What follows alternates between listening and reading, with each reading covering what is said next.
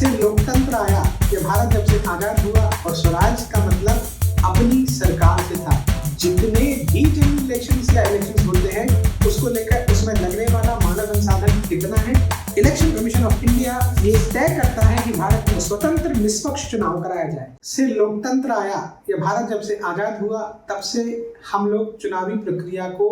जानते हैं, मानते हैं और इस पर आस्था रखते हैं। हम भारत के लोग जब भारत के संविधान को आत्मार्पित कर रहे थे तब से हम उस प्रक्रिया में आ गए थे जिसमें स्वराज की बात हो रही थी और स्वराज का मतलब अपनी सरकार से था। मित्रों, शायद आप जानना चाहते होंगे कि अपनी सरकार बनाने की इस प्रक्रिया में भारत में सामान्य चुनाव या जनरल इलेक्शंस की क्या महत्वपूर्ण भूमिका रही होगी। लेकिन क्या आपने कभी इस प्रश्न का उत्तर जानना चाहा कि जितने भी जनरल इलेक्शंस या इलेक्शंस होते हैं उसको लेकर उसमें लगने वाला मानव संसाधन कितना है, उसकी परास क्या है। भारत के जैसे एक महान और एक बड़े देश के अंदर जहां बहुत सारी संस्कृतियां, बहुत सारे धर्म, बहुत सारी आस्थाओं को मानने वाले और बहुत सारे विचारों को मानने वाले लोग हैं, इस देश में चुनाव कराना कितनी कठिन और दुष्कर कार्यप्रणाली हो सकती है, इस पर हमें विचार करना चाहिए। नमस्कार मित्रों, मैं डॉक्टर अमित तिवारी आपका स्वागत करता हूं इस वीडियो में, जहां पर मैं बात करूंगा भारत के चुनाव तंत्र में। और आज का मुद्दा होगा जिसमें मैं बात करूंगा वो भारत के चुनाव में लगने वाले मानव संसाधन के विषय। मित्रों, अगर मैं चुनाव की बात करूं तो देश के बड़े भूभाग में हमेशा चुनाव होते रहते हैं और जहाँ चुनाव नहीं भी होते तो उस चुनाव की प्रक्रिया को करने के लिए हमारे पास जो भी मूलभूत या मौलिक मानव संसाधन है उसकी आवश्यकता एक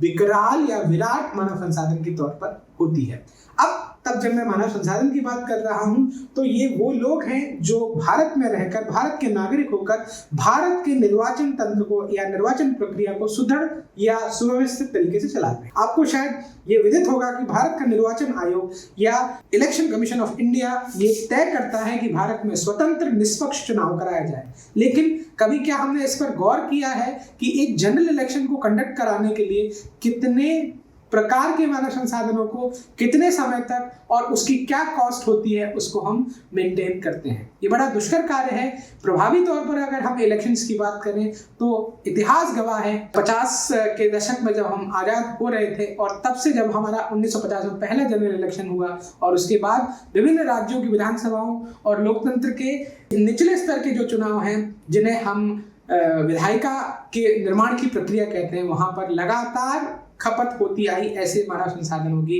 जिसको लेकर हमारे विकास के काम भी शायद प्रभावित हुए। मैं निश्चित तौर पर इस बात को इसलिए नहीं कह रहा हूं कि मैं किसी एक विचार की कवायद कर रहा हूं, लेकिन इस विषय में रिसर्च हमें बताती है कि हमें ह्यूमन डेवलपमेंट पर फोकस करने के लिए जो मानव संसाधन चाहिए या जो व्यक्ति पॉलिसी में काम करता है, जो हमारा विकास को लेकर आधारभूत ढांचा है, उसमें मानव संसाधन जो हमारे पास उपलब्ध है, क्या उसको हम एक अलग सेगमेंट में तो नहीं डाल रहे। 1950 की बात करें तब आबादी की हमारी स्थिति अलग थी और 2024 में आज हमारी आबादी एक अलग घनत्व पर पहुंच गई है। इसलिए हमें आवश्यकता है इस बात को सोचने की, इस विषय पर चर्चा करने की और इस विषय के इकोनॉमिक्स को समझने की कि कितना मानव संसाधन किस हद तक और उसके क्या दुष्कर या दूरगामी परिणाम होते हैं। हम कभी नहीं सोचते कि इलेक्शन प्रोसेस के अंदर कितना फंड खर्च कर दिया गया। हम कभी नहीं सोचते कि एक लंबी चलने वाली चुनावी प्रक्रिया में किस प्रकार के मानव संसाधनों का शोषण भी हो सकता है, या हम ये भी कहें कि मानव संसाधन जो देश के अन्य कामों में काम आ सकता था उसका इस्तेमाल हो सकता है। यहाँ मैं स्पष्ट कर दूं कि मैं किसी भी तरह से एक नागरिक होने के नाते चुनाव की प्रक्रिया को गलत नहीं ठहरा रहा, लेकिन हम एक विकसित देश होने की प्रक्रिया में अगर हैं तो हमें विचार करना पड़ेगा कि चुनाव के नाम पर होने वाले मानव संसाधन के अपव्यय को हमें कम करना पड़ेगा। आइए आंकड़ों के माध्यम से जानने की कुछ कोशिश करते हैं। 1950 में जब पहला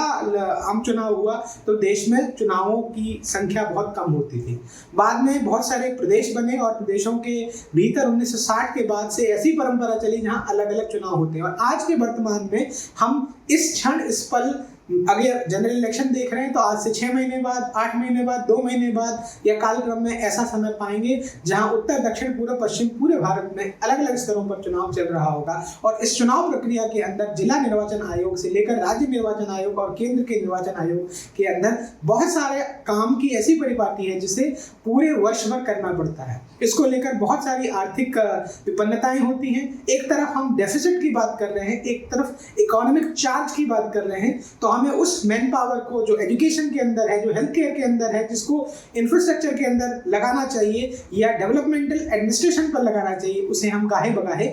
गलत अर्थों में अगर ना समझाया जाए तो चुनाव में या wastage of mismanagement of electoral process की वजह से खराब कर देते हैं। हमारे जो क्वालिटी वर्किंग आवर्स हैं उनमें से कितने घंटों की खपत हम व्यवस्थित तरीके से करते हैं। मसलन एग्जांपल दिया जाएगा, स्कूल एजुकेशन सिस्टम को समझिए या कॉलेज एजुकेशन सिस्टम को स्टेट्स के समझेंगे तो आप पाएंगे कॉलेजेस के पिछले 6 महीने, मध्य प्रदेश की बात करें तो जनरल इलेक्शन की प्रक्रिया की वजह से या इलेक्शन की प्रक्रिया की वजह से शायद कार्यप्रणालियां बाधित नहीं, ये दबे मन से ही हम कहेंगे। लेकिन